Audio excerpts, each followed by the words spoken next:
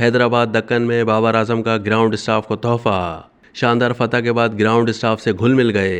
ICC world cup में श्रीलंका के खिलाफ रिकॉर्ड 7 जीत के बाद पाकिस्तान क्रिकेट टीम के खिलाड़ी हैदराबाद दक्कन के राजीव गांधी स्टेडियम के ग्राउंड स्टाफ के साथ घुल मिल गए। मंगल को वर्ल्ड कप का 8वां match Rajiv Gandhi international stadium Hyderabad में खेला गया, जहां श्रीलंकन कप्तान दासुन शनाका ने कप्तान बाबर आजम को फील्डिंग की दावत दी। श्रीलंका ने मुकर्ररा 50 ओवर्स में 9 विकेटों के नुकसान पर 344 रन बनाए। कुशाल मेंडिस 122 और समारा विक्रमा 108 रन बनाकर नुमाया रहे।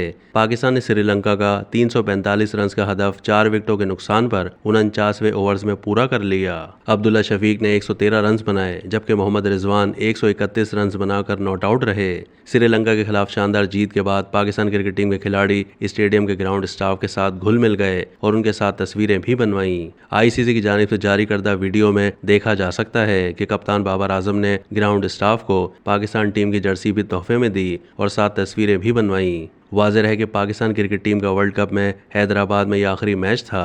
अब 14 अक्टूबर को ग्रीन शर्ट्स भारत के खिलाफ अहमदाबाद में मैच खेलेगी। अब तक के लिए इतना ही। मज़ीद मालूमात के लिए डेली जंग के यूट्यूब चैनल को सब्सक्राइब कीजिए।